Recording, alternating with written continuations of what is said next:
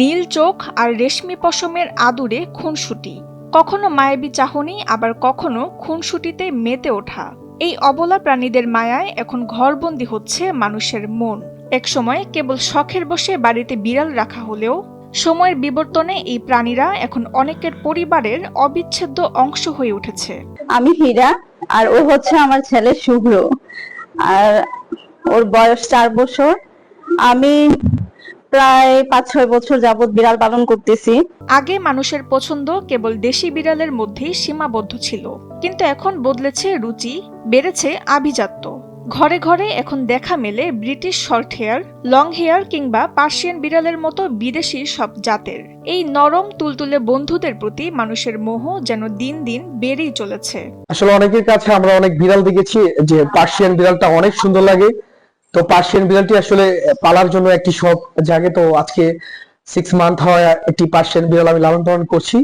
তো বিড়ালটার প্রতি অনেক ভালোবাসা আসলে জন্মাচ্ছে দিন দিন অনেক বেশি। কুমিল্লা নগরীর প্রতিটি পাড়া মহল্লায় এখন বইছে প্রাণীদের প্রতি মমতার এক নতুন হাওয়া। শুধু শৌখিনতা নয়, বরং প্রাণীদের অধিকার রক্ষায় সচেতন হচ্ছে এই শহরের মানুষ। 2019 সাল থেকেই এখানে কাজ করে যাচ্ছে বিভিন্ন প্রাণী কল্যাণমূলক সংগঠন।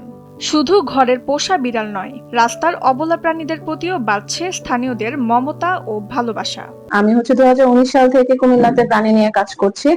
তখন আমরা খুব অল্প সংখ্যক হচ্ছে প্রাণী নিয়ে হচ্ছে চিকিৎসা নিয়ে শুরু করি কুমিল্লাতে। এরপর আস্তে আস্তে কুমিল্লাতে এখন হচ্ছে 2026 সাল আমাদের পাশাপাশি বিভিন্ন গ্রুপ হচ্ছে Comilla abuse, Comilla animal abuse নিয়ে কাজ করছে, যেন হচ্ছে আমরা আমরা হচ্ছে স্ট্রেট অ্যানিমালদেরও চিকিৎসা দিচ্ছি। 2022 সালেও যেখানে উন্নত চিকিৎসার জন্য ছুটতে হতো রাজধানী ঢাকায়, এখন কুমিল্লাতেও মিলছে সাশ্রয়ী ও উন্নত চিকিৎসা সেবা। বেসরকারি চিকিৎসকের পাশাপাশি সরকারি পর্যায়েও মিলছে নিয়মিত ভ্যাকসিনেশন ও পরামর্শ। বিড়ালের নিরাপত্তায় এখন গড়ে উঠছে বিশেষায়িত আবাসন বা ফস্টার হোম। তো যখন আমি প্র্যাকটিস শুরু করি তখন দেখা যাচ্ছে কুমিল্লা পেট ওনারদের মাঝে একটু অনেক ধরনের সচেতনতার অভাব ছিল, ভ্যাকসিনেশন করানো হতো না, কৃমি ওষুধ খাওয়ানো হতো না।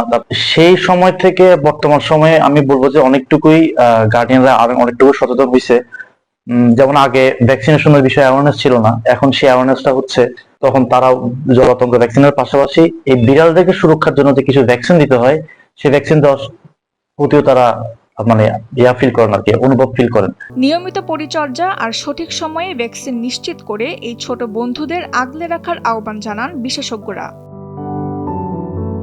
কুমিল্লা থেকে সংবাদদাতা রিয়াজউদ্দিন তানভীরের পাঠানো তথ্যচিত্রে ডেস্ক রিপোর্ট তাসনিম হোসেন লিয়া।